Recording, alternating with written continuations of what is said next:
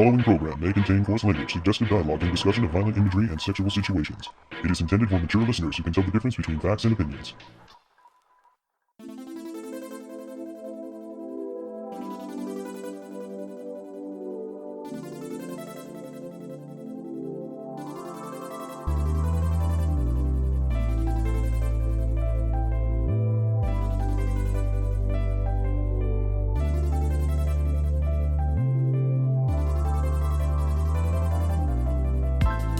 We've had a little bit of a depression sandwich in the last 2 weeks of Bleach and Blue Exorcist. I'm your host, Kuro, and with me today I have...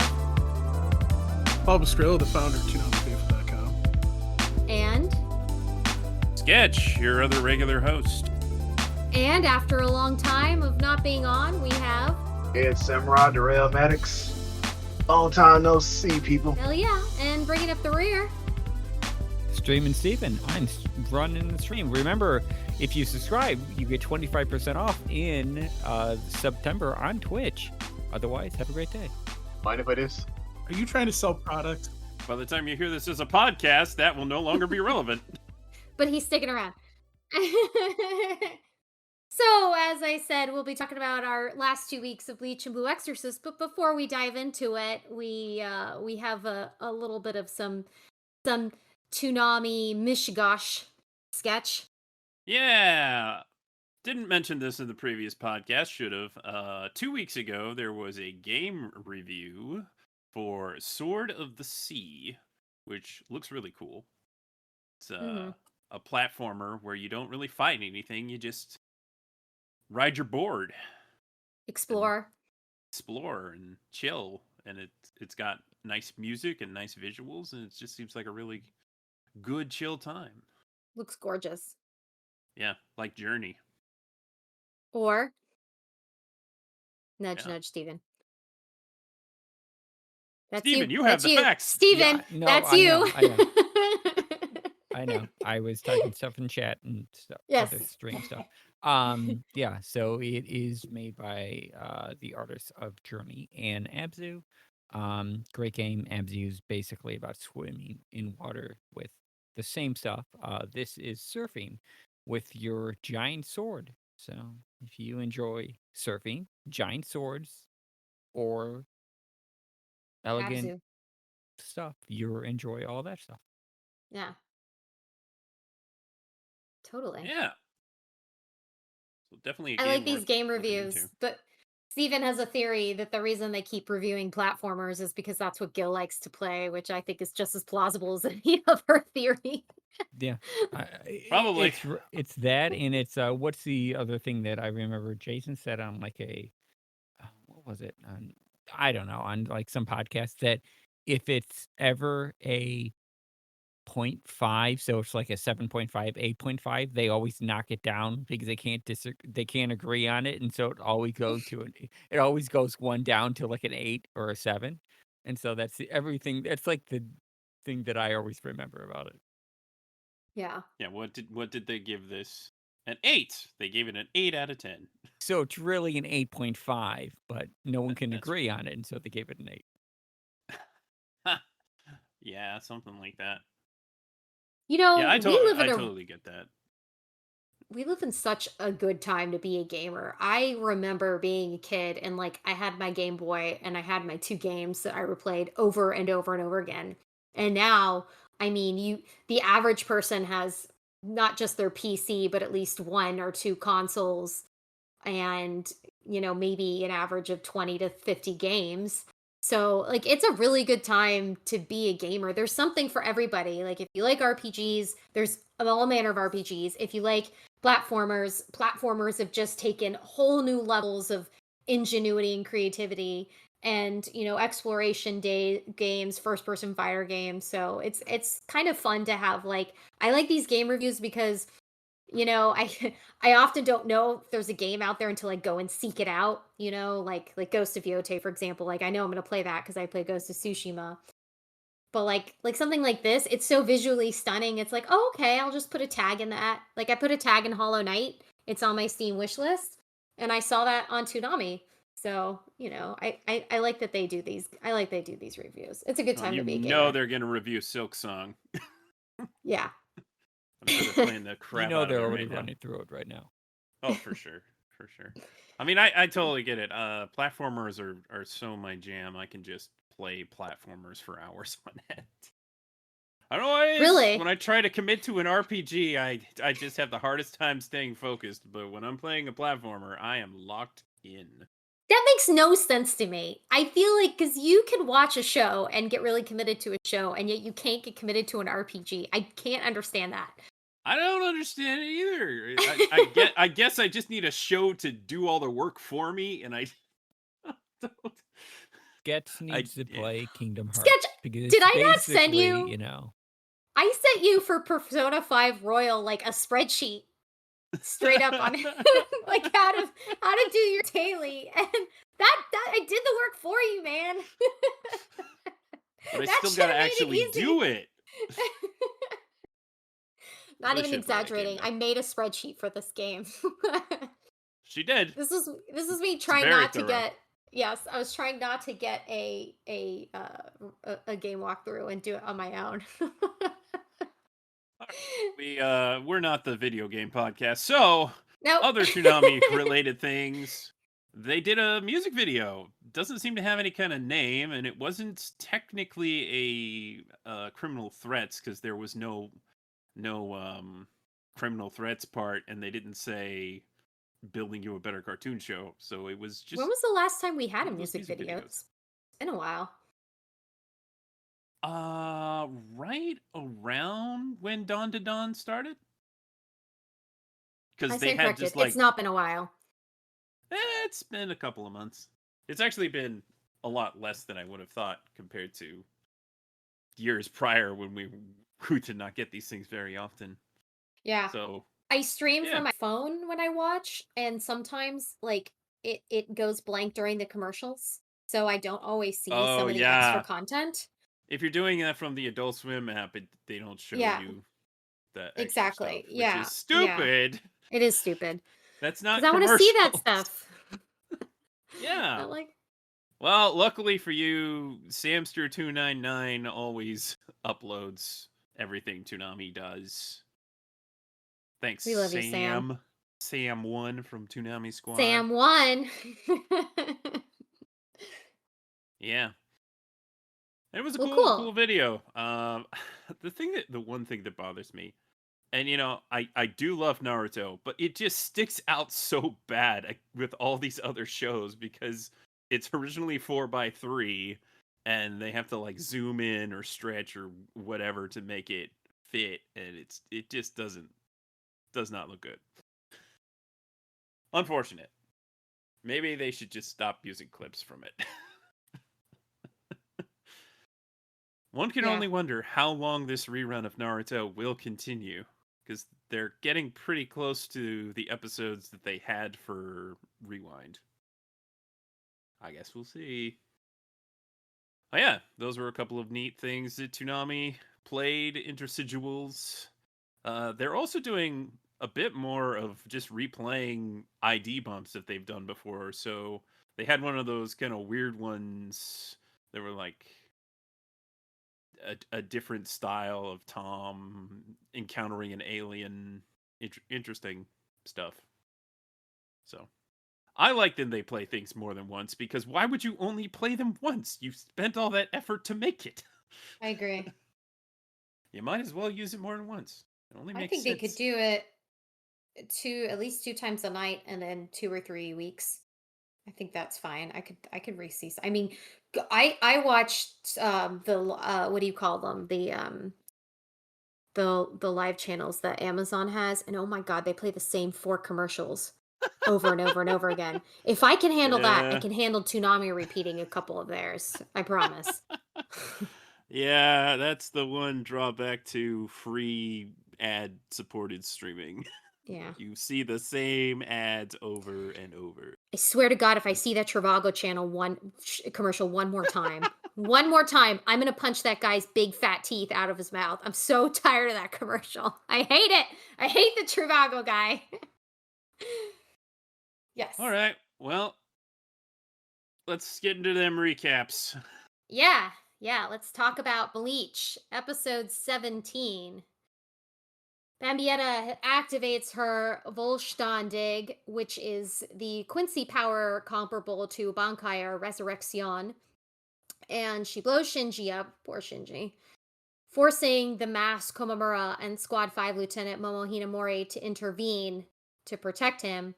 Bambietta reveals that her power is not the conventional bomb, but it's actually the ability to make anything struck by her reishi projectile explode. So there's really not much they can do to defend from it. Momo retreats with Shinji, and Komamura continues to shield them. She blasts apart Komamura's helmet, exposing his new human appearance. And hey, yeah, he's a human! How about that? Didn't see that coming. He explains that he sacrificed his own heart to his clan elder to gain the secret Jinka technique. And it's further explained through flashback with the clan elder that the werewolves were banished at some point, but they can temporarily break their chains that bind them, assuming that means bind them to the Soul Society, and take on this form. And in this temporary form, he is effectively immortal and impervious to harm. He summons his Bankai and is unarmored and invulnerable. He drives Bambietta back by deflecting her projectiles and defeats her. And what he summons is a pretty badass looking golem, which is called Tengen Kyoho. It's honestly a really beautiful animation sequence, really elaborate, I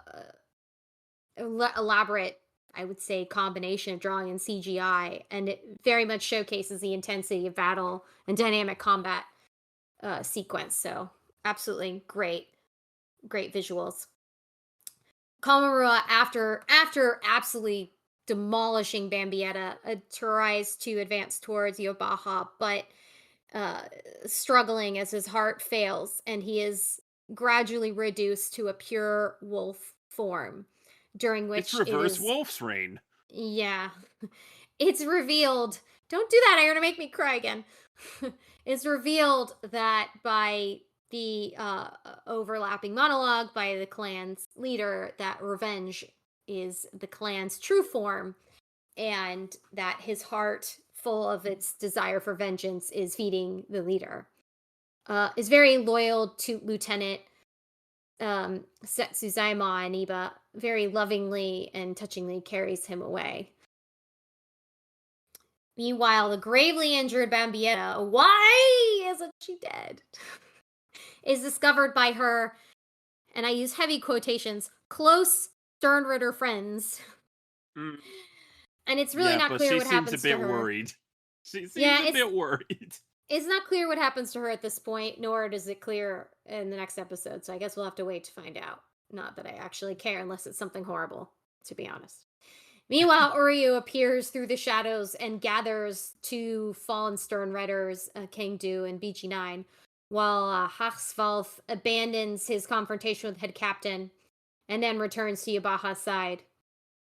In the meantime, Masque du Masculin, who is Sternritter S, he initially seems to be defeated by the three lieutenants fighting him, but is reinvigorated by his tiny fan, James. That's exactly how that works. The true power of a fan. He's a what is it, the 13th fan? 11th man? Yeah, he's the 13th man. He's the 13th man, all wrapped in one. He then proceeds to body slam his three opponents and initially appears to be victorious until Squad 9 Captain Kensei Muguruma and Squad 3 Captain Rose Otoribashi show up. What a name. Elsewhere in the postscript, we see Ichigo, who is still absent from all the action, witnessing the Soul Society's pass through the Soul King's powers, and then proceeds to pass through the corridor gate, arriving at the next palace, that of Senjumaru. He made it Shutara. through the hallway! He did. He made it through the hallway. I could barely contain my excitement. I can tell. Yeah, it was amazing. Yeah, so there's a lot of back and forth with the Quincy's trying to get the upper hand, and then it's shifting a little bit. a lot of heightening of suspension and high stakes in terms of, the Soul Reapers, and it's never really quite clear up until this point. Like, I feel like you're sort of inclined to think, oh, Soul Reapers good guys, Quincy's bad guys, but it doesn't it doesn't really feel that black and white to me. It feels a little bit vague. Obviously, the Quincy's are very bad, but if what happened to them was also very bad, it kind of puts into question, you know, all of this. But in general, let's start with Darrell, who's here with us. What do you think about this episode, especially of our wolf friend revealing his human and then wolf form and his whole revenge, uh, his whole revenge arc? Yeah, let's talk about that. Well, normally Captain Komamura is level-headed, but like the fight with Bambietta, when you're looking at Bleach Thousand Year Blood War, the Soul Reapers are literally getting their asses handed to them. I mean, they're taking L after L, and I the know. fight between Bambietta, Sajin just decided that hey, he had to make the ultimate sacrifice. So hey, I'm gonna talk to my clan elder on this, and you know, at the risk of losing who I am and dying, I need to save my squad mates. I need to save my fellow Soul Reapers. He literally did what any desperate warrior would do. He made the ultimate sacrifice, and I respect that a whole lot. I mean, to go that long and just, I want to fight. I want to be strong enough to defeat this enemy because I done lost so many comrades. He wasn't necessarily thinking rationally, but it was an honorable sacrifice. I mean, Mhm. at the end, revenge, you tend to be kind of empty on the inside anyway, so you do kind of lose a piece of your heart. But to be honest with you,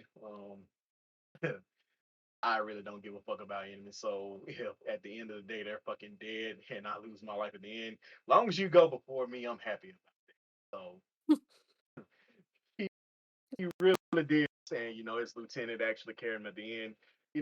I got some theories, but I'm not gonna get no spoilers for nobody because, when the end when Bleach finally does end, we always get another movie. So we're pretty much going to hell anyway. So things are gonna probably balance themselves out in the Bleach verse, but it's just speculation on my part. Rage and ringside, I was just like every wrestling fan probably just had the best fucking time with this. Are you a Cause wrestling I fan? know Paul. No, Paul is, so fuck him. But yeah. I'm sorry, what? Uh you heard me, man. I did not stutter. Not stutter. Listen here, furry. Okay, I don't want to. Don't make me come after you tonight. We Okay. don't Look here. disrespect people's kinks on this podcast, okay? There's a space for everybody. Hurry. Hey, look here, man. It all started with Aisha Clan from Outlaw Star, so shut up. All right. Don't make me start showing pictures, Darrell. I got blackmail. Don't make me do it. At this point, man, there's nothing you can do, man. I got a bottle of booze right next to it, so up yours. I mean, the only reason why old Mask Buddy even came back is because he's a fan on the side, man. All it takes is one.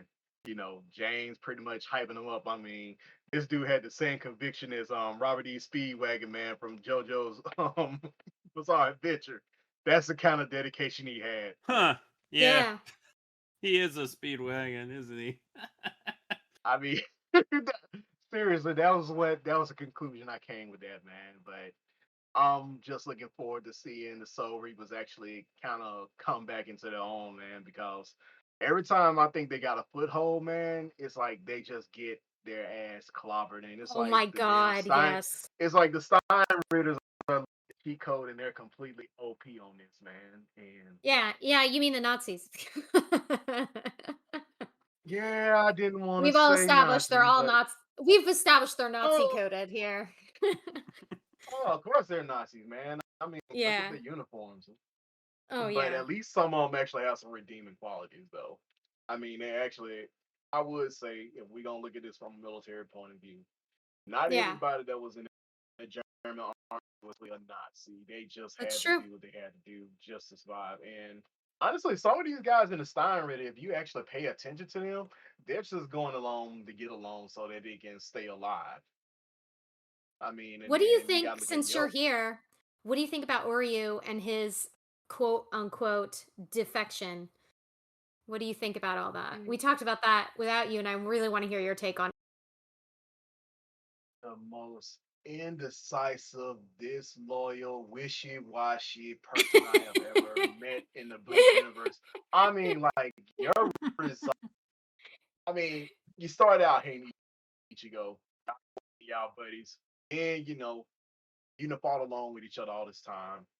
Next thing you know, here comes Yarwalk, and you got friggin' gaslit into all this. You're getting more power, but at the same time, you literally turn your back on your friends again. I was like, dude, I really don't have no respect for Uriel at this point. And what happened I to his mean, mother too, right? Yeah. yeah, that's part of it. But I'm just like, dude, have Yeah. a freaking backbone. I mean, if you're gonna do something, be loyal to one side, man, and be done with it. I mean, if you lose your life in the process of that, man, so be it. But don't be a freaking turncoat. Like, Mm-hmm. Mhm. it's kind of like he's a freaking Benedict Arnold, man, of Bleach. Like, dude, how It's many hard to times you gonna? swallow. Mhm. I mean, I kind I of get never it liked him much sometimes, anyway. but I mean, I can't really give him on this. Like, you like a freaking turncoat. Like, if something doesn't benefit you in a way, or you feel like you're being overpowered, you just quit things. So I'm like, man, at this point, I would trust my life to Dio than Uriel at this point. I know what I'm getting with Dio. I would deal with it. I mean, even like this, man. I would deal with Aizen, man. No. I'll pass on that. Let me Captain Kurosuchi, man. I would literally put my life in his hands before Uryu. At least I know what I'm getting with Kurosuchi, man. I might die, but at least Uryu, you just don't know, man. He is literally like a Brutus and a Judas together. You're just gonna call him Judas. For Judas. For This is Judas. their nickname. I mean, like So I have a seriously. theory.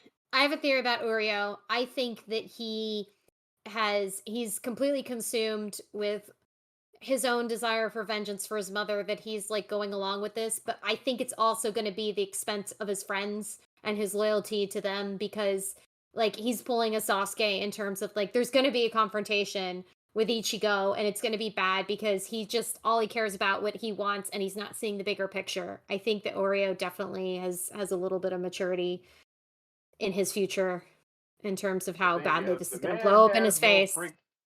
he has no resolve. I mean, he just Exactly. constantly switches sides.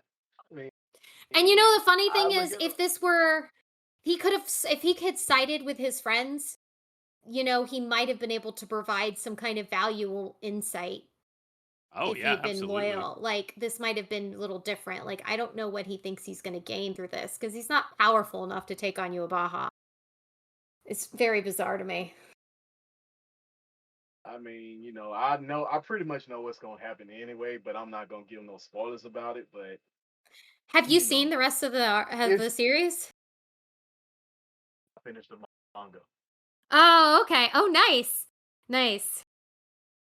Yeah, so that's the reason why I know what's gonna go on. I don't want to get no spoilers, but How still does think it that Uri is just compare? big. How is the anime comparing so far to what the manga has been up until this point? They're actually doing a real good job of the storytelling, and one of the things that I'm loving about this time around with Bleach and the Thousand Year Blood War is getting the care and attention that it didn't get like an original run Mhm. because like I said, um, Kubo's team really didn't fight for him the way they should have, and the man Mhm. is constantly sick with health issues. And I'm like, if y'all could have gave him the support that people give, I think we would have got a better product because even when Bleach first came out, the first couple of seasons were fine, and then we started to see animation quality and stuff going down. But Mhm. now, the animation is freaking beautiful. Mhm. I mean, Mhm. I would say it's better than when I first saw it the first time. Like, Oh yeah. and 100% agree. the Yeah. story, the Way better storytelling, and the world direction, way building better is so arts. much better. But there are a few things Mhm. that I really did hate because I was like, how the hell does old man Yama get smoked that quick? I Mhm. mean, Ah, this dude been yeah. battling for thousands of years, and you get sucker punched into the next world. That We was need to have Darrell talk about Bleach more often because he's having all the takes that we were. I was having. Like, Darrell, you need to come talk Bleach with us every other week. I'm either so working or yeah, like we're on the same wavelength. I love it. I mean, I was like, this man, you know, and then it hurt me to see old man Yama, you know, meet his end like that because I was like, I didn't literally we this man tear friggin' other entities apart with his bare hands, barely using even a fraction of his dang on strength. This man, with Mhm. his mere presence alone, suppressed people with his spiritual pressure. Literally told them that Mhm. I don't have time to teach babies how to breathe. But you mean you get sucker, you get sucker punched by the Yeah, it's annoying. so bad. It was annoying, and I was like, that was the only thing that was killing me with the Thousand-Year Blood War is how bad the dang how bad the Soul Reapers again. But I gotta say Yeah. though, Kenpachi exceeded my expectations.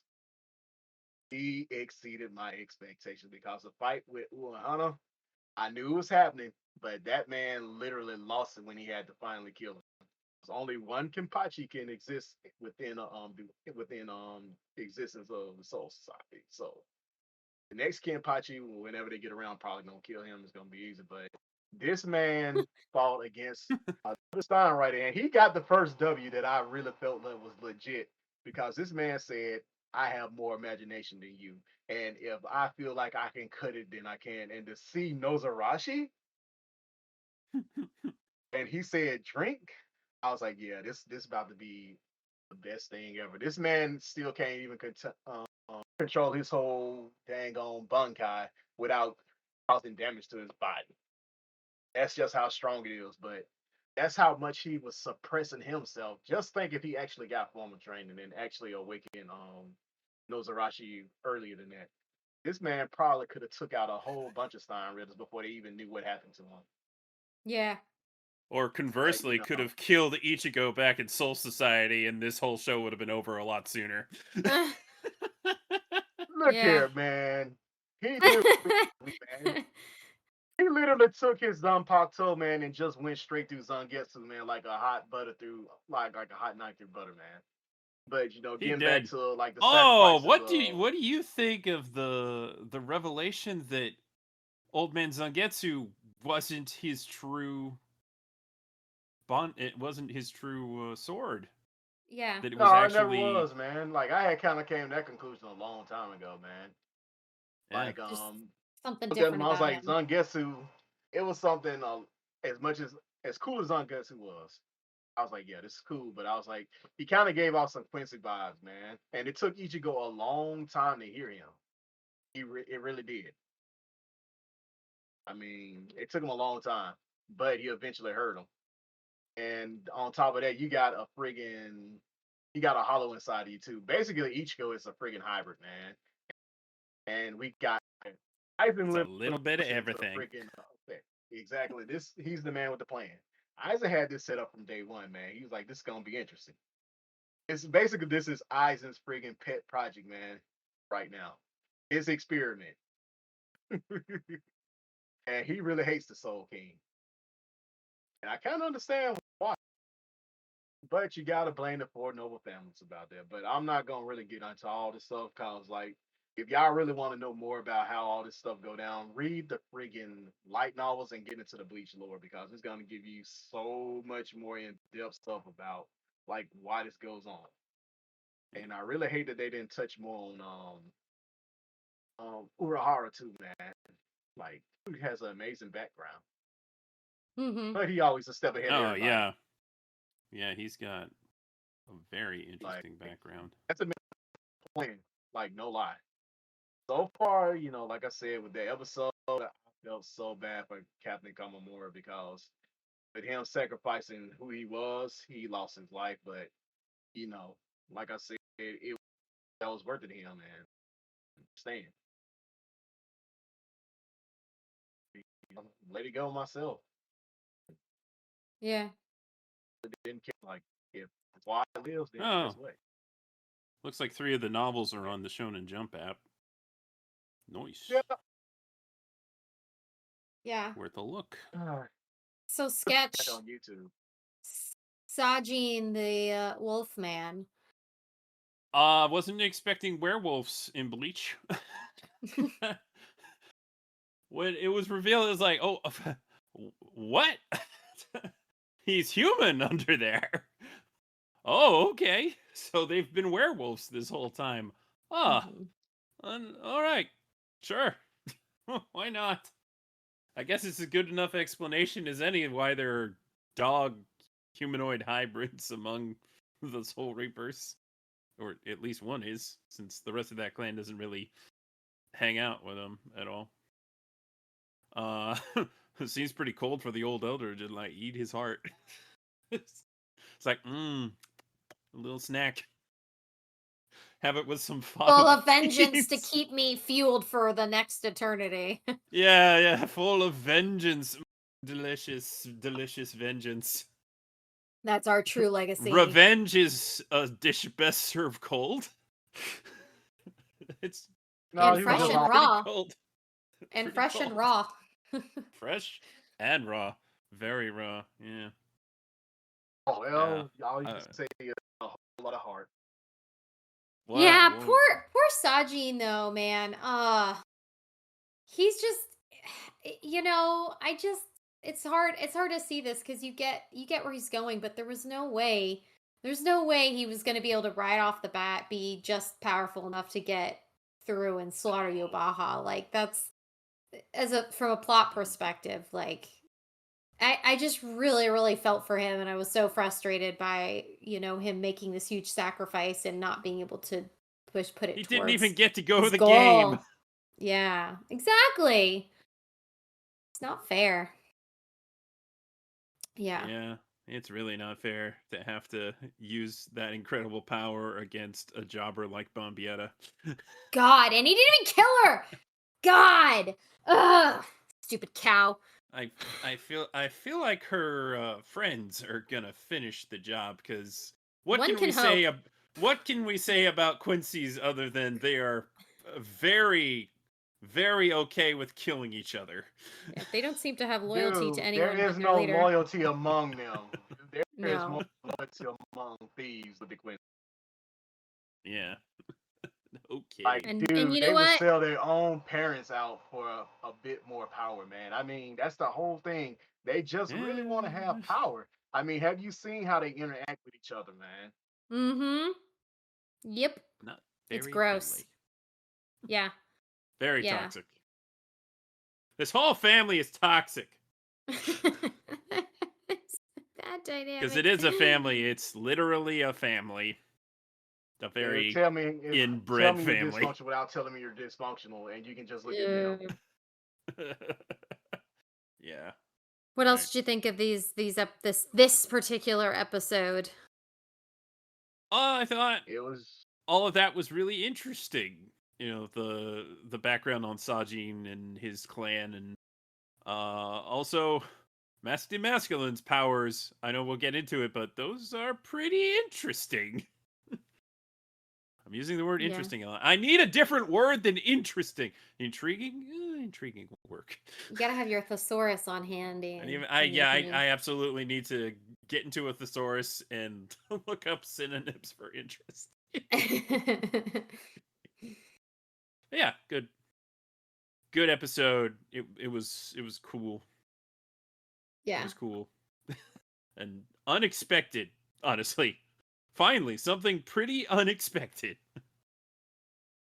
It's about dang time Ichigo got through the hallway. Jeez. And I guess we hadn't really seen that female member of the Squad Zero yet. That one we haven't really seen what her deal is, so I guess we'll see. But not in the next episode. Paul, what'd you think about this fight? Why do the Quincy's have a Super Saiyan Angel Quincy power? Yeah, it's kind of bullshit. I don't get it. Like, 1 minute they're getting their asses handed to them. The next it's like, oh look, I have a Super Saiyan power up. What? Wait, huh? I'm Just confused. Okay. more Deus Ex Machina. I mean, I understand you've been in the shadows being creepers for what, 1,000 A years? 1,000 years. So, I mean, I guess you would come up with some kind of power and then other powers and then probably more powers, but like I'm confused at this point. So, yeah, I'm more confused at the fact that like is is the wolf guy still alive or is he just is he now a beast? Like I'm confused because Yeah, he's a pure he's wolf. so he just so he's He's just an pure animal wolf. now. That's it. Yeah. He I'm dead not sure now. how he's He alive without dead. a heart. Oh, he's dead. Dead. Is he? For the time Really? being. Like I said, I have a theory, but I just don't want to give people spoiler alerts. Well, my Okay. theory could be somewhere in there, but I just don't want to. If it is true, then I don't want to spoil it for nobody else. So I'm Hey, not gonna Lum's be in an the asshole chat. He like says that. he's Lum alive, but posts he's in the gonna stay a chat. wolf. Yeah. So Hi, he's gonna Lum. have Hi, a Jeffrey. Hi, Mr. AJ Tibbs. Hi, Laser. so he's gonna have a super wolf power, Bankai. Oh, I guess we'll Uh, see. no, I think he's just a wolf now. I he's think he's just a just a regular wolf now. Kami now. Yeah, but he saved Shinji. He That's did. Yes, he important. did. And we like Shinji. I like Well, Shinji. technically, we should give Momo some props for saving. Momo, it's been so long. It's so great to see you, not under Aizen's thumb. It's great. And she is It's literally great. smitten with that dude, man. Mm. Yeah. I mean, She probably dude goes look to visit him in he jail went every day. from go to the devil's nest. Yeah. By the way, I love how that one Aizen. dude was all he was doing was just sitting behind that barrier the whole time, and then he's like, "Oh, I gotta go. It's time." Yeah. Yeah, that Like, was a "Oh, weird okay." interaction. The joke about tea in the next episode was not unfounded because I was like, that's the only thing they were missing in this situation. Offer By the him way, something to drink. He did offer them tea. Yeah. I'm confused. And you'll have to because these anime have way too many names. Bleach is really bad because I will never That, remember. this all is these a names. fixable problem, Paul. You have access to the internet and they have pictures associated with the names. This is I too much. promise. It's too much effort. It's The too much effort. character list. You could at least look He at didn't the put in wiki enough effort. article. That's the They problem, name all the Paul. significant characters in every. No, I think it's funnier if I just like say something Complain stupid. the and then- same way every week. Yes. Exactly. The dog guy who's no longer a dog. Yes, eye patch By guy. the when I way, was in this charge. this is how you design the human version of a dog man. Take notes. Yeah, By he the looks way- exactly what he should look like. Yeah. Uryu can kiss my ass. He needs to stop saving the Quincy's. Yeah. He He's just kind of shows up out of chilling back nowhere. and he He's got to keep his shows up, temper. takes people. Yeah, he just shows up out of nowhere and is like, "All right, time to save you," and then takes them away. It's like, okay. So, by the way, are we just? Is this just going to be like, oh, we're going to destroy a bunch of stuff and then run away, and then destroy a bunch of stuff and run away? Is that what Kinda the seems that way. Quincy's thing is? Like, I mean, they already leveled the Sarate. What? yeah, I mean, like, what else do you need to do? Like, I mean, the Kill Soul all Reapers the are down Soul to Reapers, apparently. they're down to 30%. You can't We don't know just that take care of yet. the rest. That's the next episode. That is true. Yeah, can we talk about Renji now? I'm done with this No, episode. Can we talk- no, Steven hasn't contributed. Yeah, hold your horses. Fine. Steven, what'd you think about this episode? I like it. It was fun. The fight with Bambietta, that was climactic. You got to see the what was it? What's Sasuke's kind of mass being or whatever his big power, like the Nine Tails, the I don't Yeah, know. yeah. Yeah, that thing. His It kind of I yeah. it was like a Reminded me. Oh, summoning golem thing, Susanoo. yeah. Yeah, Susanoo. Susanoo. Yeah, yeah. That thing, It kind yeah. of reminded me of that, and then it It does basically look like shed Susanoo. yeah, it shed all the armor, and it was like, "Okay, now he's unstoppable," and I thought that thing was gonna go right to the, like, center tower, take off, take That would've off been the, awesome. and it like, he just, like, stops right there dead, and it's like, "No, why? He had like 10 Why?" minutes of that power, it's bullshit. Yeah, it's like the worst power. And then he just becomes a dog. And it's like, why would you kill the dog off in this thing? Why would you do it? I don't know if he's dead or not, but why would you kill him off? He's It not. doesn't make sense to me. Yeah. Um, d- why would you hurt the dog? The dog is a I good know. guy. You don't Mhm. do that.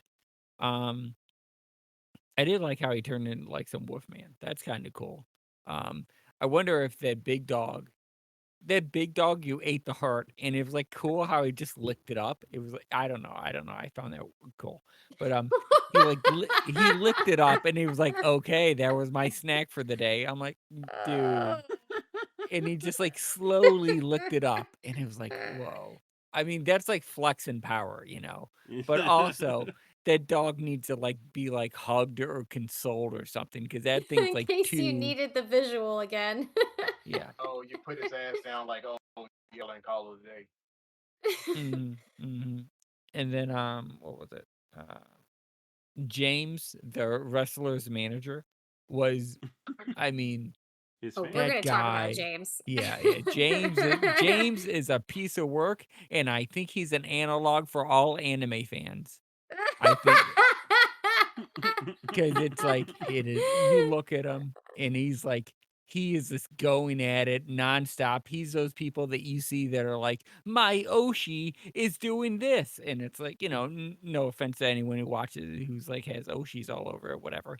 But I'm like, you know, it's like my Oshi can't do any wrong. My Oshi knows all of this stuff. I'm like, dude, you're facing off against, all these guys somewhere along the line you're bad. I don't know where it is, but somewhere along the line, you're bad. But I mean, that guy must have been a great manager to do that, to have this guy in, like, I, I don't know, man. He must have been like a super manager just to like put him in this thing. And I do wonder, like, how do they get paid?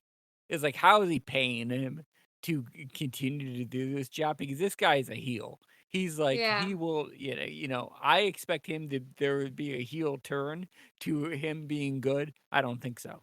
But there's something going on with him. But I mean, he feels like he's almost like space dandy ish as well and he was like, he sees the stars and Cartoonish. everything. Yeah. Yeah. It's cool though. The next episode, I mean, I'll talk about that. But man, and then the one thing at the end when Ichigo is like surrounded by drapes because he's in like some weird, department store, half naked, and he's like it has the longest Yeah, drapes why around is it. his shirt off? Why does he not have a shirt? I don't They understand. need to draw the ladies in, and this is how they do it. I'm Um just uncomfortable because I'm an adult and he's a teenager, and it's just weird. And he's guess what? surrounded He's no longer a teenager. In theory, yeah, I guess in theory, but Yeah, I'm uncomfortable. it's like don't Uncomfortable. worry about the dude's like surrounded Don't by worry about it. drapes That's and not yours. everything, and it's like, I don't know. I don't know. It's like he's surrounded by drapes. He's like supposed to be all cool and that. I'm like, are you gonna cut the drapes down and make a shirt for yourself? Um, otherwise, they're preparing him. What it feels like is they're gonna give him some new power, and this is his training arc, Mhm. unbeknownst to us, that they're giving him a new power. But like I said in I think last week's episode, I think they're training him and unwittingly to him to become the new Soul King. And this is why all of this stuff is around him, all of this like almost pageantry and everything, because they're slowly working it into him. Like, hey, you're this regal status, you're this, you're that. But unbeknownst to them, what they should know that Ichigo doesn't care about any of that stuff. He's the Goku version of I just want to fight these people, kill them all, and then be done with my life. So I I don't don't even know. Hang think out he with my Goku, man, friends. because he really don't want to fight, dude. Like, Okay. dude, Ichigo, he will lay the smack down on people, man. Yeah. Well, that is a perfect segue to episode 6. It's the end all be all. I mean, not episode 6, episode. Oh, I scrolled too far. Episode 18. Episode 18. Right off the bat, we're informed that a staggering 42% of the Soul Society forces are still alive, and that their military strength has dwindled to less than 30%. At that point, based off of Mayuri's strong advice, Shinsui orders the remaining Soul to regroup. Picking up the battle at this point between Captain Mugaruma, the Mas du Masculine, and Captain Otoribashi. Kensei, who is Mugaruma, unleashes his Bankai, which is called the Tekken Takikaze, against the mask and briefly manages to overwhelm him, but the mask is able to quickly recover thanks to James's cheers. And at that point, he responds by critically wounding Kensei. Then an injured Hisagi warns the captain that James is actually the source of the mask's power, which is, the cheering. And so right after the other captain is wounded, Rose proceeds to slice James in half, which that should do it, right? Like, how do you survive that? He activates his Bankai called the Kinshira Botodan, and it produces illusions through music. And this sequence is actually very visually stunning, and there's some really fantastic Japanese musical soundtrack in the background. So I want to make sure I give shout out to all of that, because it was a really interesting sequence. Far too short, in my opinion. Unfortunately for this captain, the mask counters by rupturing his own eardrums and is able to defeat Rose. As the mask moves to finish him off, Renji then arrives and blocks his blow. Rukia then follows, and they reveal that they've both completed their Squad Zero training. She evacuates both injured captains to Kotetsu for healing, and Renji then prepares to battle the mask. James, who inexplicably having survived having himself sliced in half, proceeds to, in his little mini creepy power, empower the mask. Oh, and then he gets decapitated.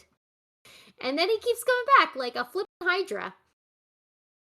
He mask triggers his, what I guess is his Volstandig, which is some kind of superstar power, and fires a massive Reishi blast straight at Renji, which also incinerates James. But he's like, no, it's okay, you'll come back as long as I'm here, which heavily implies some kind of parasitic relationship, and I think very well reflects the relationship, I guess, between an audience and a celebrity. They feed on each other.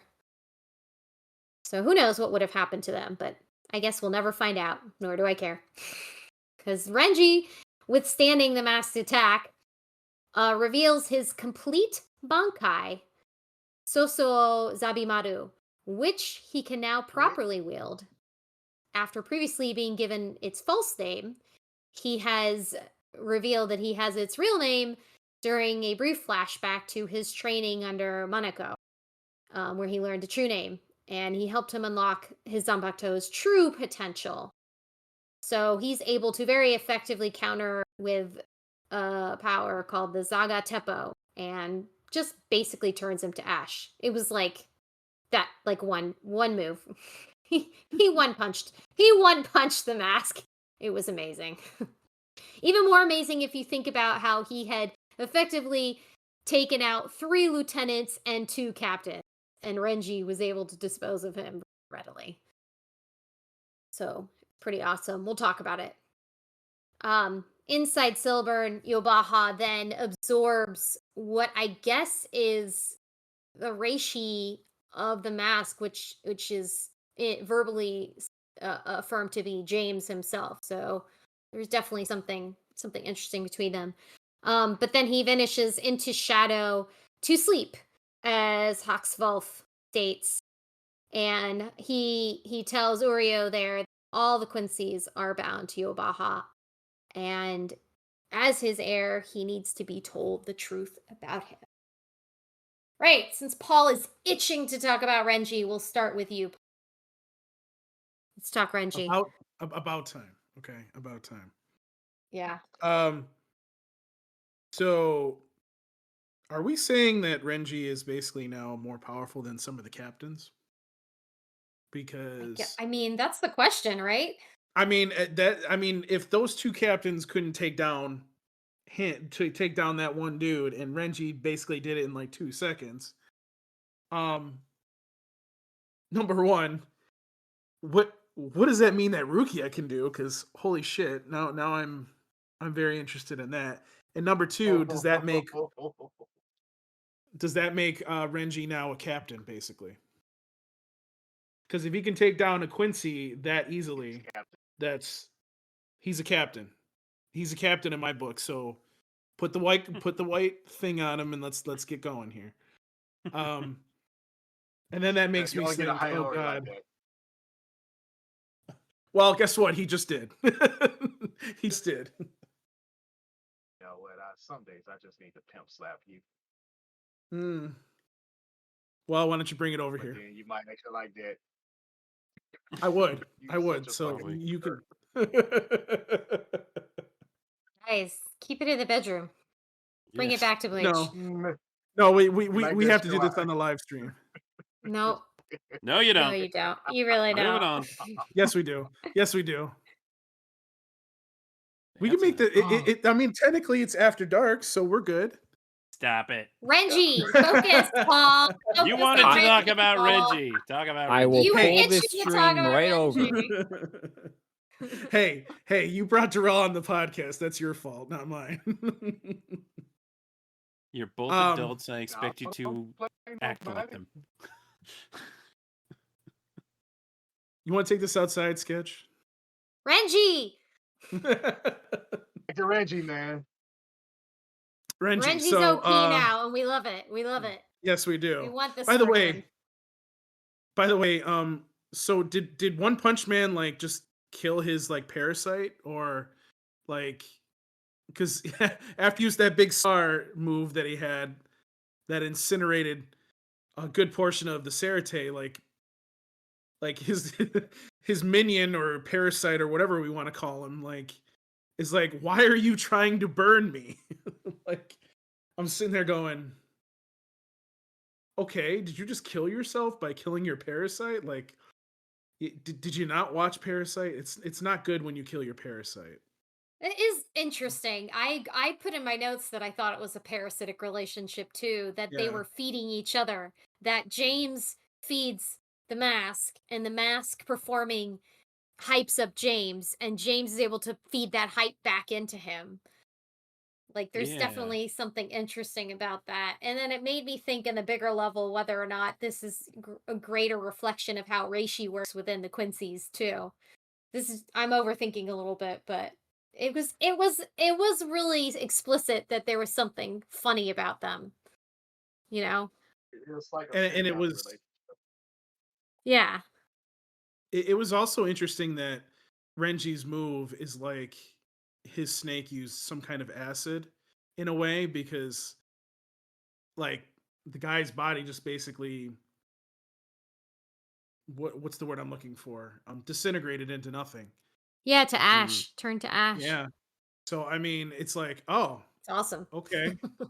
All right. Well, I guess somebody else didn't know that they had the power. Ryu, I would stay away from Renji if I were you. So yeah, I mean that was, I don't know. I always liked Renji as a character, hence why I remember his name. So just to see him actually go into, well, let's just say beast mode in this case, and just take out a guy without like any hesitation is just awesome to see. So I hope that we see more of that, and I would hate to be a Quincy right now. Yeah, the best part about having Renji and Rukia come back with this new ability is that it um leaves potential for more character growth and power development. I think after seeing a lot of Sternritter um v- wins, it's good to keep the audience captivated with the potential of them not repeatedly the Soul Society not repeatedly getting smashed. Like they needed to give the audience some win. Complaining about this last week that it was just too much. They needed to give them this. So Renji just him alone and his victory, I think really gives the viewer something to stay engaged in. Yeah. Yeah. So yeah, Darrell. Oh, see, seeing Suo Maru, which means Twin King Snaketail, I was loving it because I was like, Renji finally got his Bunkai and stepped it up. Like, he got his completed Bunkai anyway. I mean, Mm-hmm. because let's see, Kyo, Maru, just pretty much incomplete. But the thing is, it was based off. It was a snake, but like when we saw the Zanpakuto arc when they were coming to life, it was basically Maru was a Inoue, which is basically the body of a baboon and the tail of a snake. It had the snake head and tail, so still based off of that. New with the true one, but it's way stronger because you got Hio, which is the baboon king, and then you got Orochio, which is the great snake king, and then you got Zagao, which is the third part of the technique, and that's the golden Ryatsu infused snake part of it. So that's the gauntlet part of it, and just seeing him just have some glow up because let's just admit it. Renji is strong, but he was always taking some L's here and there. Like Mm-hmm. he was giving people that like he was really giving it to people, but then it was just like, damn, he kind of get dusted a little bit here and there. So I'm loving that he's finally come to the status of captain level. But his main goal is surpass Byakuya at some point. That's really his main goal. It's a big motivator for him. Mm-hmm. But just to see that completed Zanpakuto, it was icing on the cake. It really was. Hey, my boy came in his own. Mm-hmm. But Reggie got all the tattoos anyway, so that's always cool. And the great thing about that, most people when Renji another break, his body gets another tattoo. So the tattoos constantly evolving right along with him. That's all I gotta say about that right now. Good to see him back. Yeah, it's also good to see a Sternritter die for once. Of course. Yeah. Yeah, Steven, not see God. thoughts on this episode? It's a good one. Like all the rest of them. I will say the one thing that I enjoy watching Bleach for, aside from the animation fights and stuff like that, um, oh, those title cards. I mean, man, those Mm-hmm. title cards are fantastic. That one with Mass just doing a flying kick, like they've been hitting them out of the park since they started. Um, I don't know what to say. Like that is like the fantastic thing that I look forward to, and they do it in like the weirdest places. They can do it at the end. They do it in the middle. It's kind of Mm-hmm. like where it drops is depending on where they want to do it and to push further the envelope of like where do you put these title cards, and it's fun, but it's also like a thing of like it's telling a story too, and it makes sense that the title appears at that moment. Um, yeah, I just like this title card and in the fighting of it and the framing of it. Aside from that, standard, I mean, I guess wrestler type moves and everything. James is like some weird demon being that like can like so he's probably I would say he probably has I don't know. He has probably a power of his own that they probably didn't reveal, but his power was dependent or some parasitic co-relationship thing with Mask, and so it's like they were the tag team of the wrestling kind of duo. He couldn't fight, but he had the power, and Mask could fight, but Mask didn't have the power. And both of them together, they could do something. Uh, I did find it strange. It's like the one thing that I like for the live tweeting it out. I reference Death Stranding because another James came out of the mouth of a dead James, and it's like, oh, look at that, it's Death Stranding. Um, but the duplicates and everything, it makes sense. But man, it's some weird stuff. James is, I don't know. You got some weird stuff happening with you. But Renji did it, figured it out. Renji finally finding out the actual name of his power felt like a Yu-Gi-Oh kind of thing where the Pharaoh finally finds out his name, Atem, and it's like, oh, that was your name the whole time, and it's like, oh, you finally found it out after all these things, like, and now it's gonna give him unlimited power. It's like, okay, I don't know how that works, but you know, good for him, good for Renji for doing that. We needed this though. Yeah, we did. We needed it from Renji. Yeah. Sketch, anything you want to add about the comments about this episode of Bleach? The wrestling, the fight, Renji coming back, James.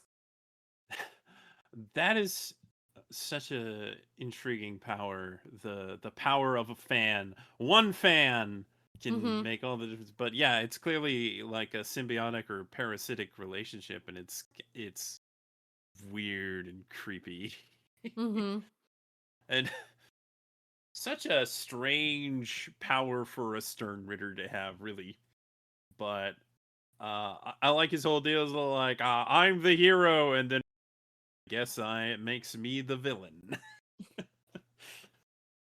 Yeah, Renji and Rukia showing up in their fits. I was like, yeah, nice fits, good to see you.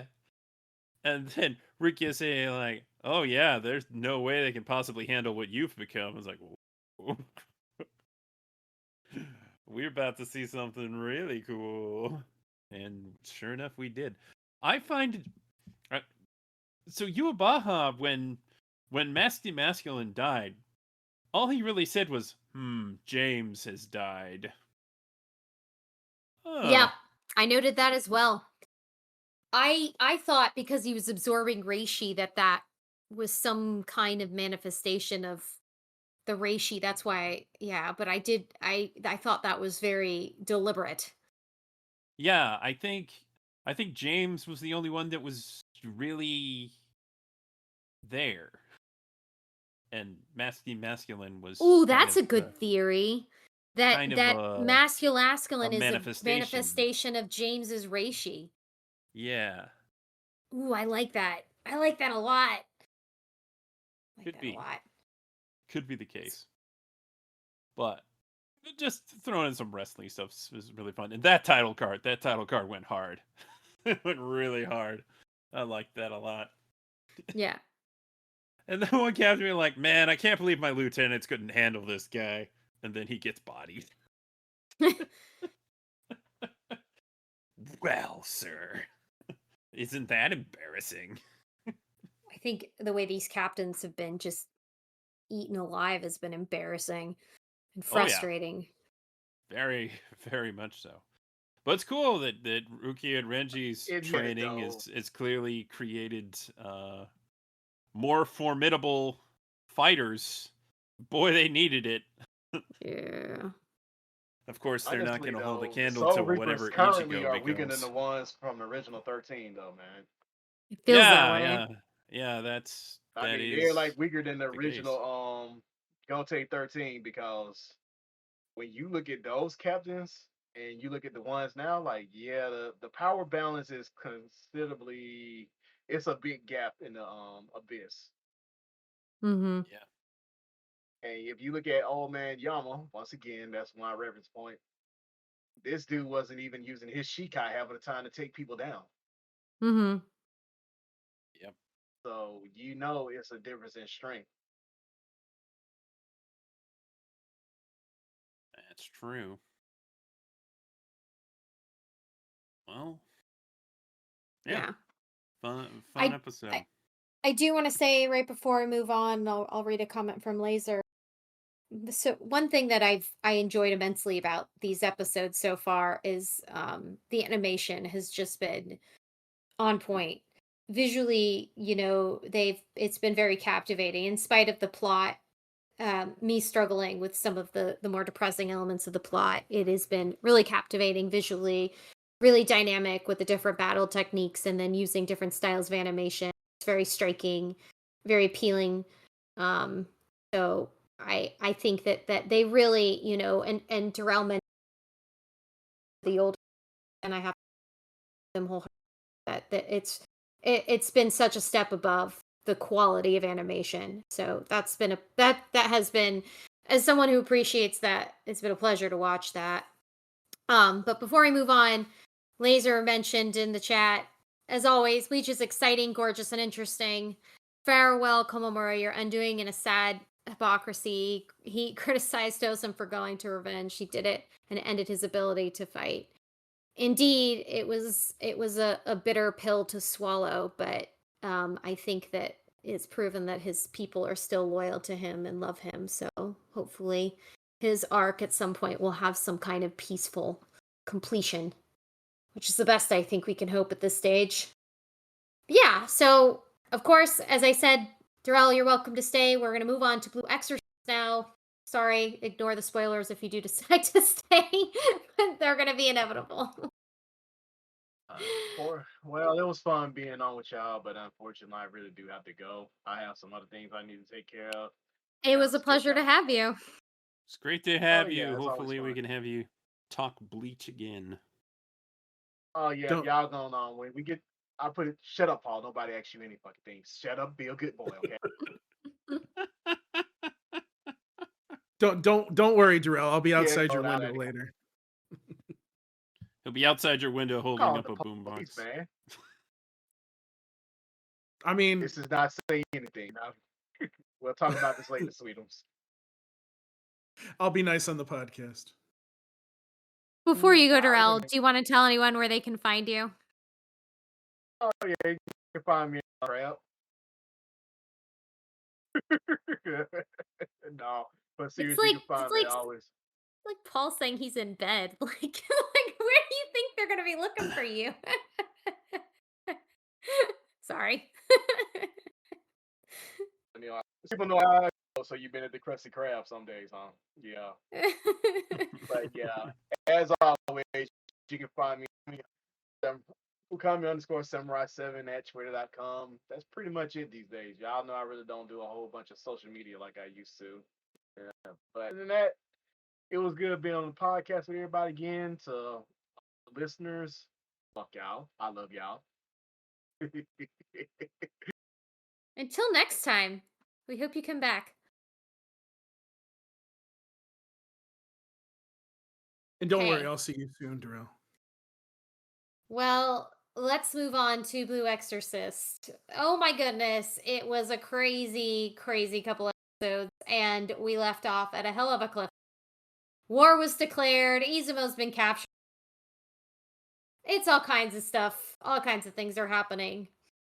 So Izumo awakens from a dream that she has where she sees presumably her mother crying for help and her younger sister, who we learned is named Tsukumo, in a room all alone.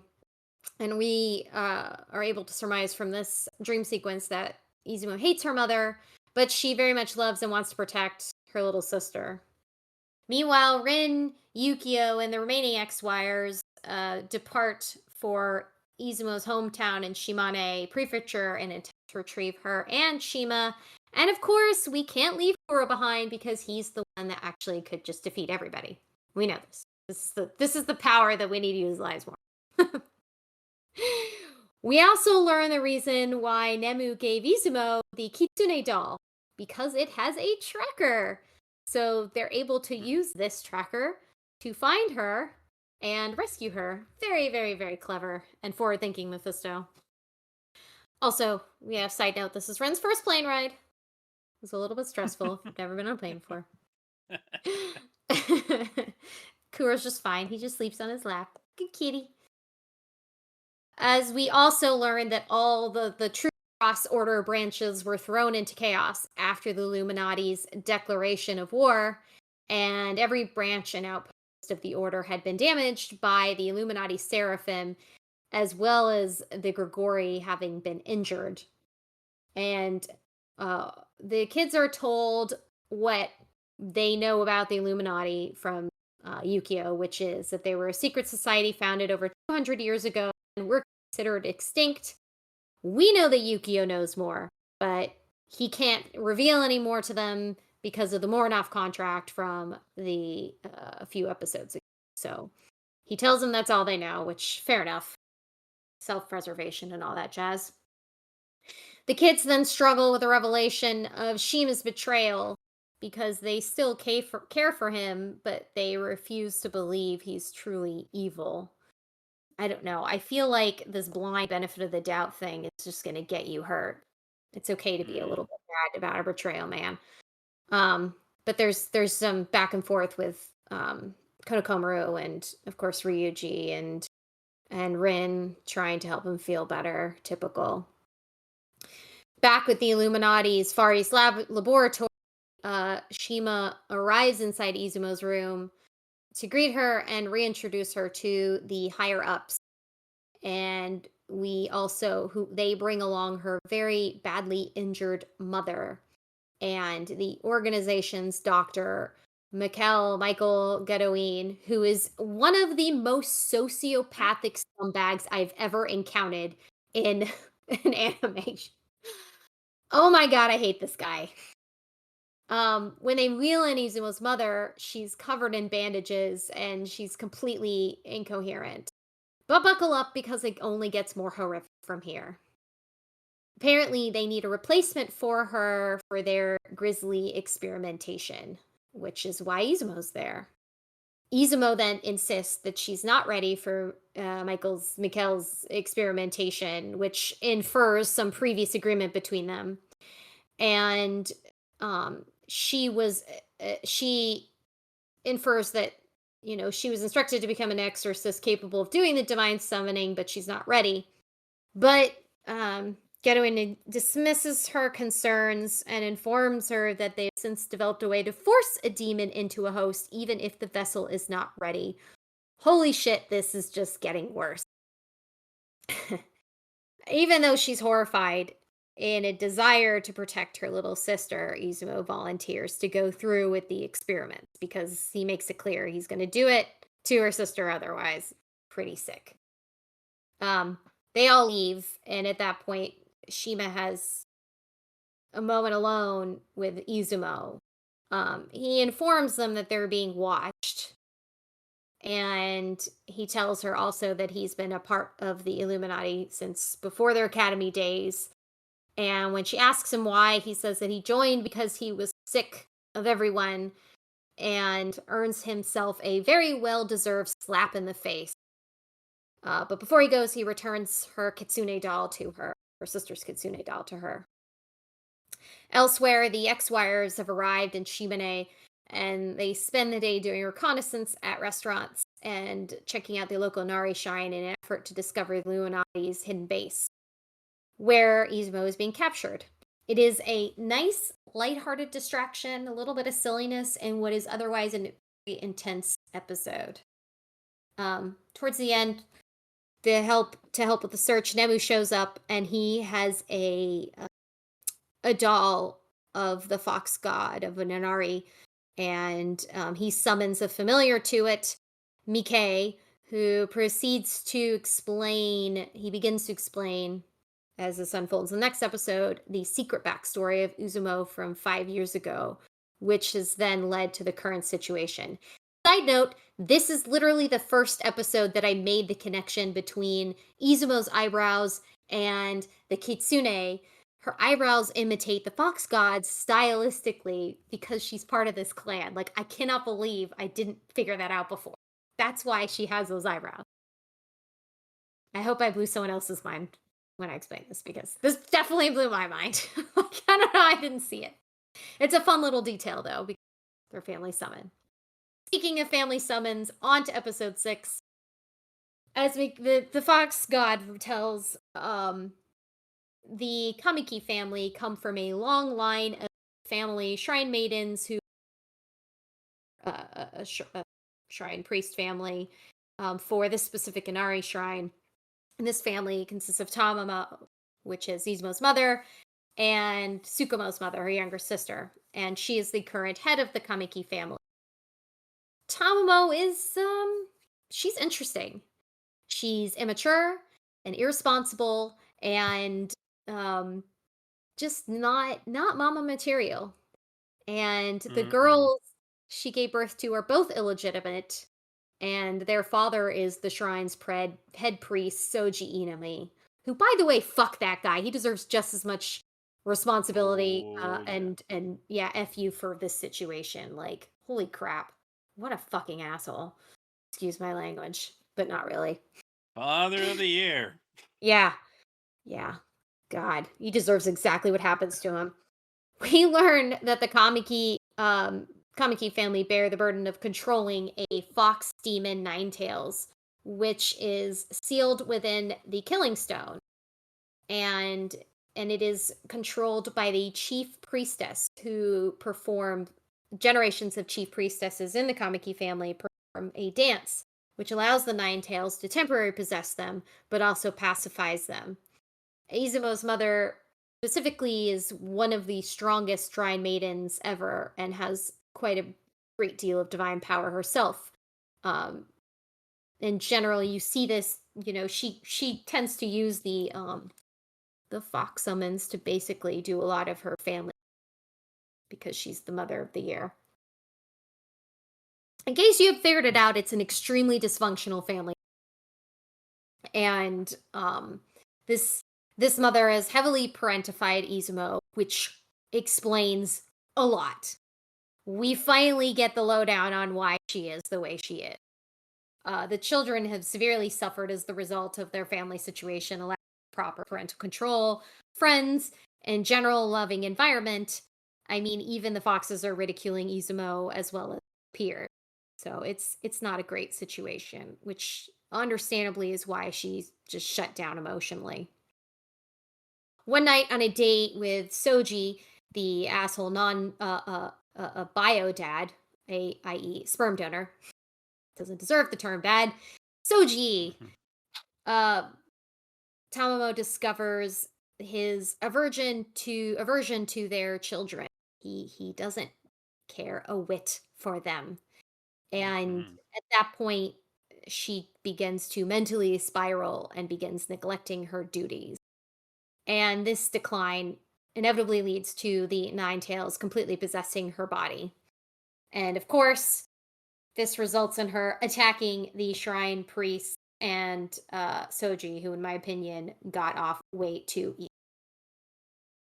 In order to save her family, Izumo then calls on the Illuminati she was introduced to earlier, a nice young woman, and, what we know is a creepy Mikhail Godain. She calls them, and they arrive, and they capture Tamamo, and we learn that the Killing Stone at that point disappeared because the Ninetails was fully resurrected and inhabiting Tamamo's body, which I can only imagine is complete agony for her. The woman that had previously introduced herself to Izumo, we learn her name is Maria Yoshida, and she proceeds to care for the girls, bringing them up for a while in a laboratory setting, while Godain, the sadistic son of a bitch, conducts torturous experiments on their mother. Maria eventually, after a few years, learns that the girls are slated to be experimented on, so she secretly puts Tsukumo up for private adoption, and tells Izumo she's going to help her escape. She just needs to get some data. Unfortunately, she's caught by Godain, and after he briefly tortures her in what is pretty disturbing scene even by anime standards, he injects her with an experimental necrotic injection, which kills her. And then he turns on Izumo, who's watching all completely traumatized, and tells her that she's either going to obey them or they're going to find her sister and do experiments on her. And so she resents. Poor Izumo. Okay, I I gotta tell you guys, and I love this show. I had a really hard time with these episodes. These were really hard for me. Yeah. So I can only imagine everyone else having a similar reaction. I do want to start with you, Steven, because it's pretty dark. I'm sure you have a lot of feelings about all. What the heck is happening in this Mm. show, man? It turned dark fast, and I mean, it's like it went from okay, we have a mole, we know who the mole is. Now it's like, it, see, I kind of don't understand why they captured her, because what is the point of capturing her? Wouldn't I mean, well, the plot is of the main thing of Rin's Rin has, he's the devil's kid, right? In They Yukio, needed. but It's about the Nine Tails. Her so we're bloodline is going specifically, yeah, so we're going the Naruto route. And it's yeah. like, okay. Um, yeah. So she has gone through a lot. Izumi has gone through a lot. That's good that she's stronger for it, but she should not have gone through all of that stuff. Because first off, you're with a guy who doesn't care about you. The mom just wanted it seems like the mom just wanted his attention. And then when he just left because it's like, you had it good there. You had foxes all around taking care of you. Like, Hmm. how do you not see that? I mean, could they only see the foxes? And it was like, something like that they were like only ones that could see him and like do things, and then he's like some outsider dude that couldn't see that. Or it seems to me he just married her for the money and prosperity of like all of that stuff. He didn't And even then when marry it her. He was just oh sleeping with her. He was just oh having yeah, sex with her, knocking her up. oh come on, Yeah, dude. I know. I mean, do He's a son of a something. bitch. Yeah. Yeah.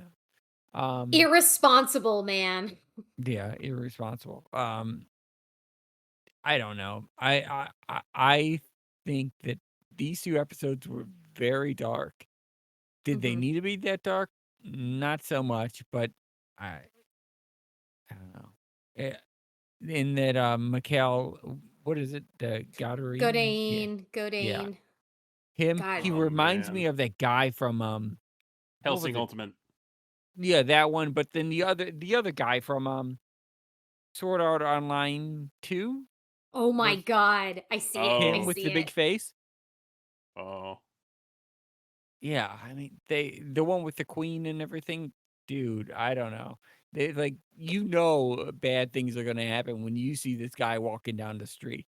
Because I mean, he has to do Oh, some you bad mean in stuff to live like that. Alicization, her Yeah, Yeah. yeah, crony, that guy. Quinella's crony. Yeah, Yeah, that guy. yeah. It's like I don't know.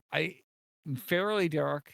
Liked it though, but I mean, I don't know what's going on there. And then So, her sister like or is her younger sister still alive?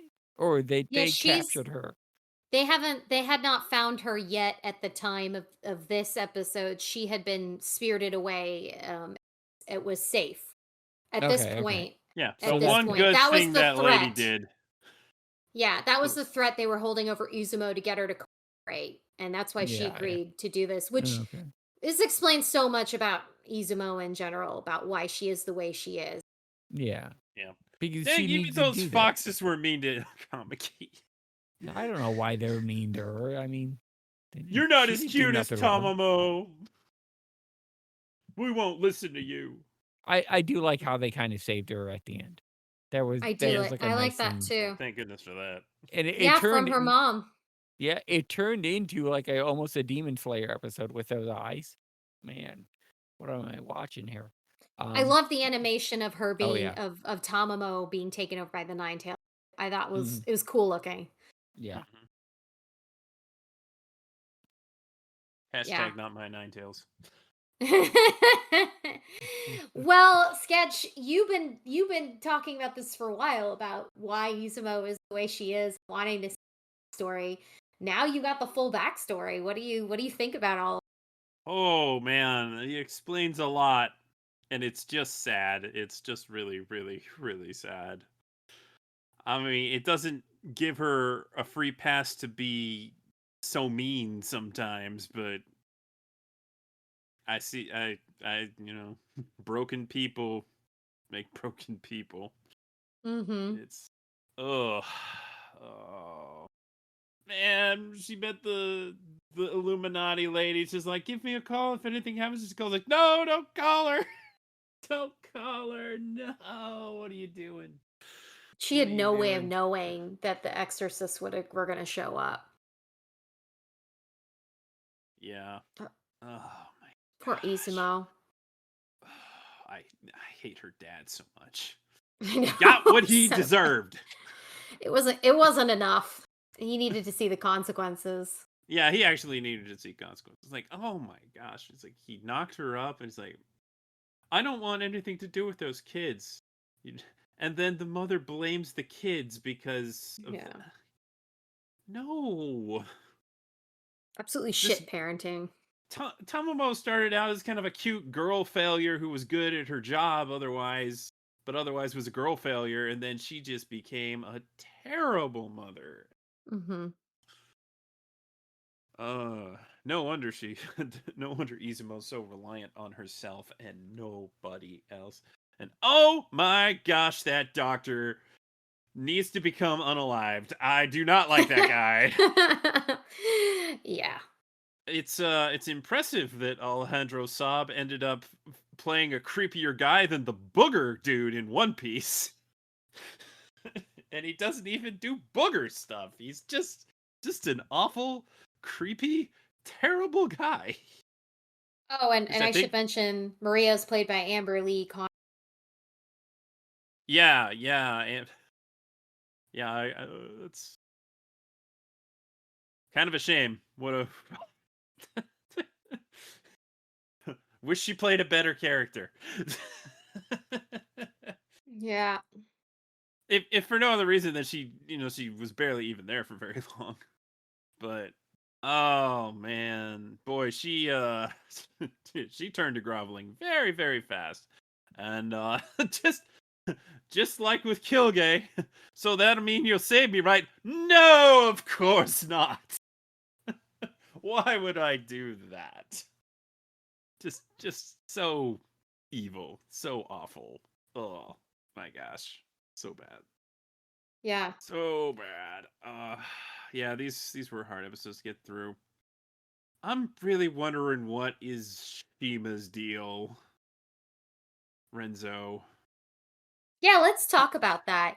So, on one hand, I mean, we'll just pointing out details. You see Shima, he hands the doll back. You don't know if he knows, but he gives her the doll back. It's a tender thing to do. He warns her about the cameras. But also, he served her up to a situation that was to someone like Godein. And that's completely indefensible. It's And he compares himself to Izumo, and after you see the backstory, I take real issue with this because she thinks she sees it, but the fact is Renzo grew up in a very warm, happy family environment. He was loved. He had friends. He had people he could rely on. It was he grew up in an environment where he was given every opportunity. Izumo had no parents. She had to become completely self-reliant to survive. She didn't have any friends. She had a little sister she was the only person who cared about, and she could and she was the one who had to protect her and care for her.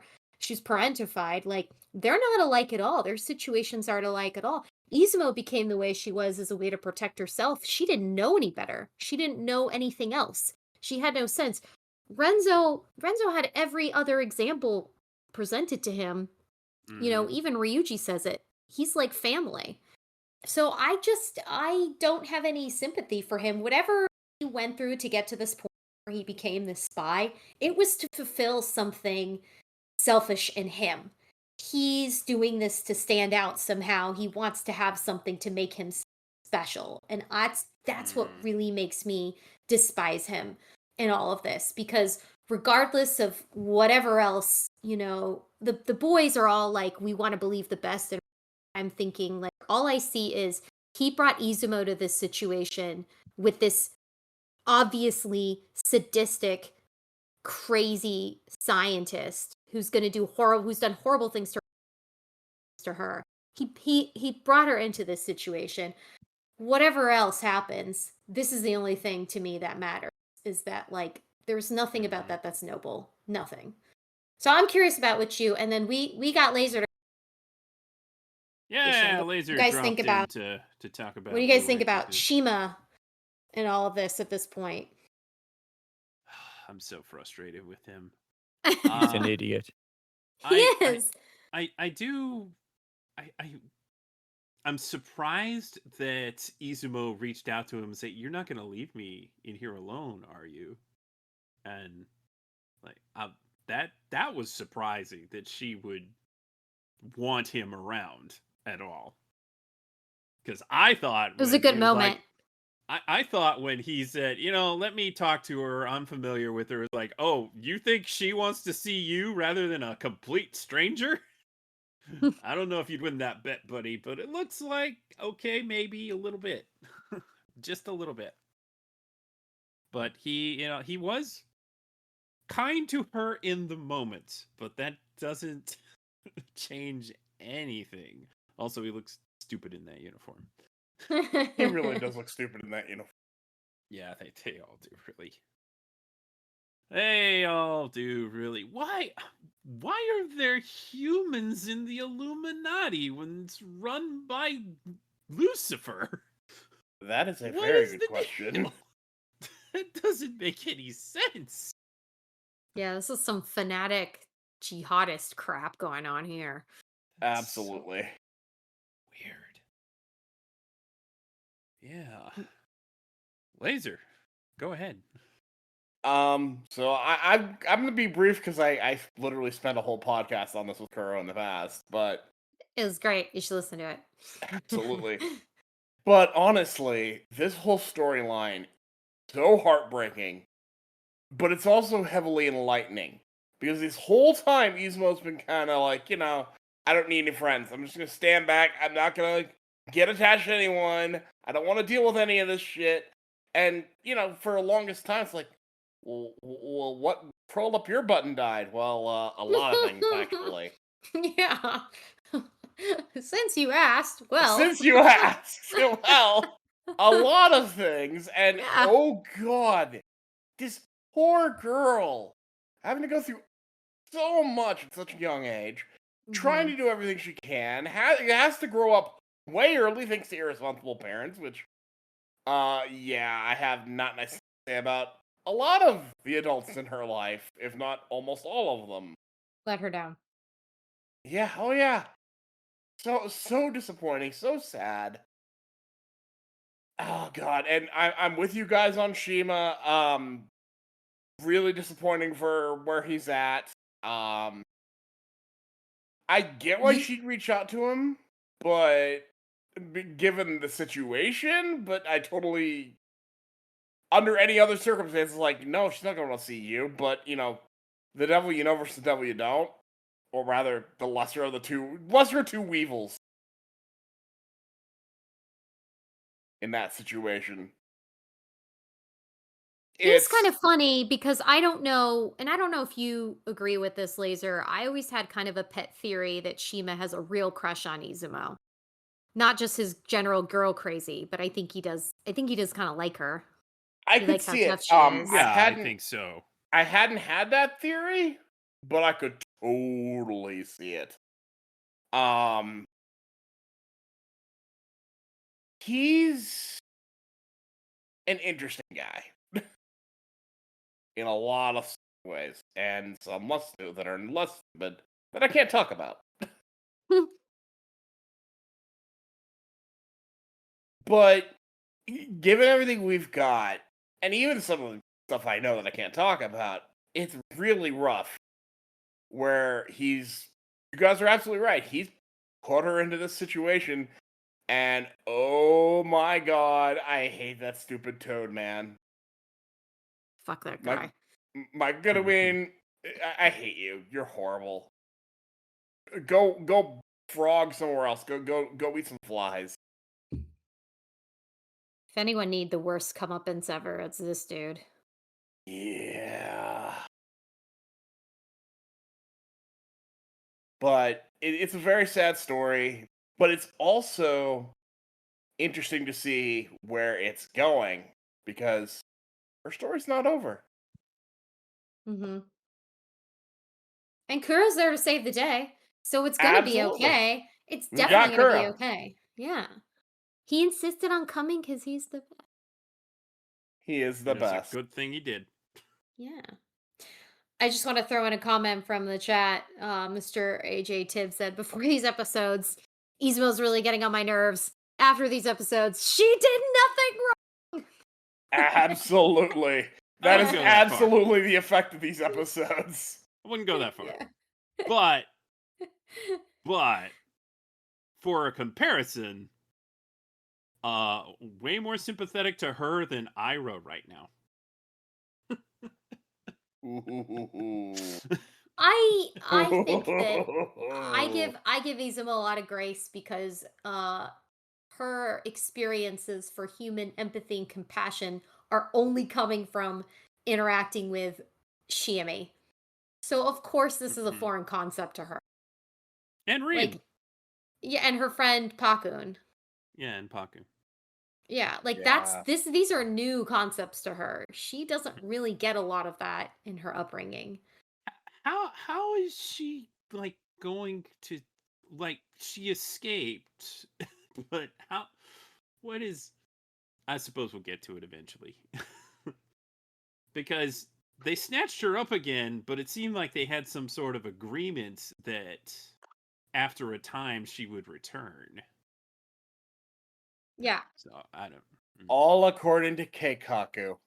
which shows a lot of temerity and bravery on her part that she always intended to come back and to be either to serve out, which she makes clear she wanted to take revenge, but the fact that she was willing to brave going back at all, that's worth noting. I mean, for someone so young to Yeah. have that level of determination and It really recontextualizes like her whole time at the academy up until now.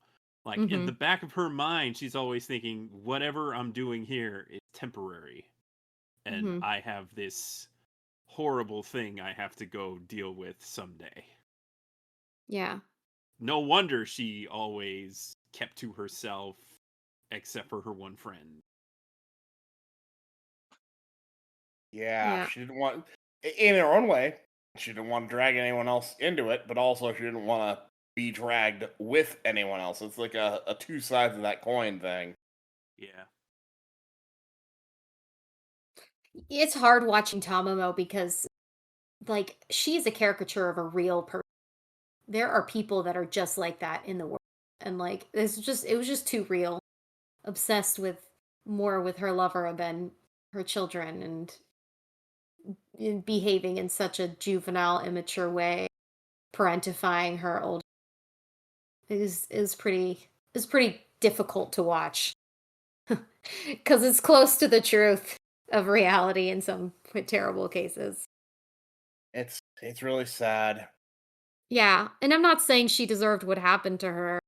That's a harsh punishment, but I mean, it's pretty it's a really gross situation. I feel like the story definitely puts you through. And we're not even done, man. I can't even think like the torture part. I kept telling Laser when we talked about this the first time. Like I was so angry. gosh. I was so angry. Oh, I'm hated right there it. with you. Yeah.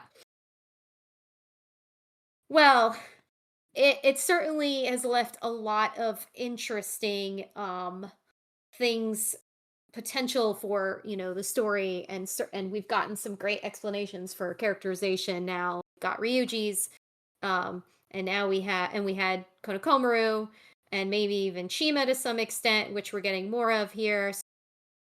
Izumo stories, you know, we're really kind of completing the circle of giving all these characters a full um a full depth.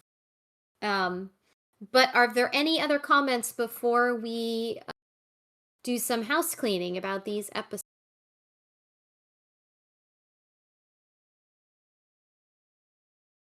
Alrighty then.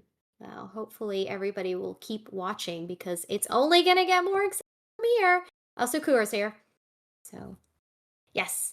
If you have comments about this episode of the podcast or any other episode of the podcast, please feel free to email us at podcast@toonamifaithful.com.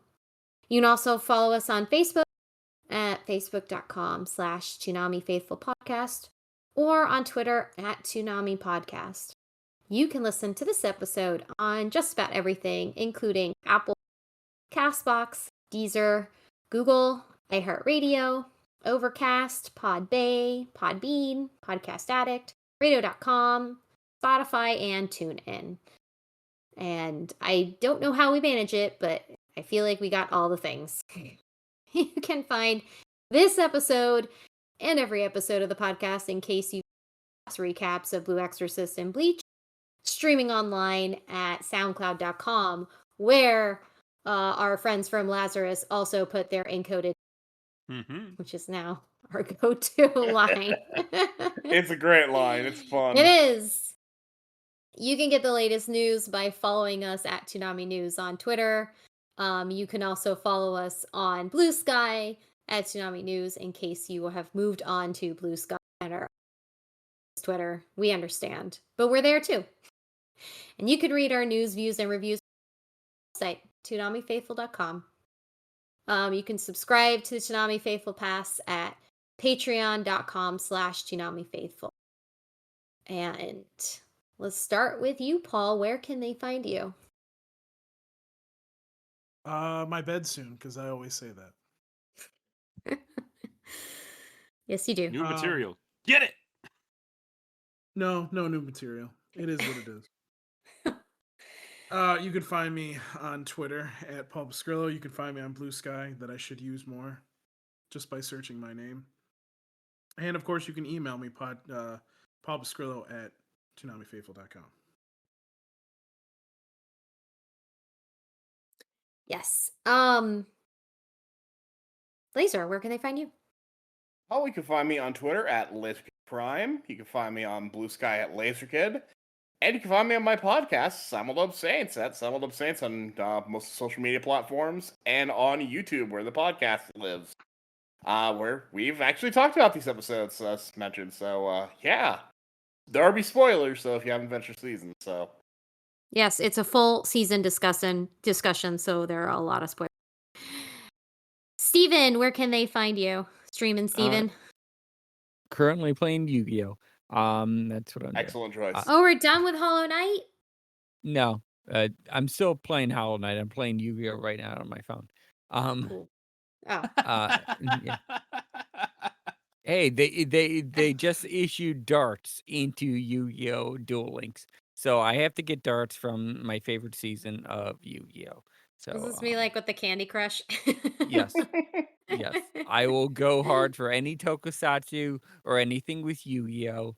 That if it's one of my favorite characters, I will do that. Currently, I am level 93 in Fortnite to get all of the Green Ranger, White Ranger stuff, and currently level 55 in Yu-Gi-Oh! Duel Links. Just waiting for them to activate darts later on. Soon we'll get Noah from season 3, the weird arc. Aside from that, sorry, I went on, started talking to my fandoms that I like. Yeah, you can find me on basically every platform under MXA Ghost. Currently streaming Hollow Knight. Defeated the Soul Master. Now I'm stuck trying to figure out should I defeat the Mantis Lords or not. Other Oh, than that, yeah, that's where I am. cool. Sketch, where can they find you? You Aside from can being a find me lovable on co-host. you can find me on Twitter at Sketch1984. You can look me up Sketch1984 on Blue Sky. And I was recently invited on a sort of off-topic discussion with the Toonami Squad guys. We talked about To Be Hero X, which is a Ooh. fantastic show, and I highly recommend it. And we talked about that for like 2.5, 3 hours. It was it was a long conversation. Awesome. I like it. Yeah, That's me doing a bunch of yard work, eh? yeah, it's good. But you should watch the show first. It's on Crunchyroll. It's really good. It's also on their Billy Billy's YouTube, but it's only in Chinese. I think there's English subtitles, but it's the English dub is really good. Also, the Japanese cast is stacked, but I watched the English dub, and it's solid dub.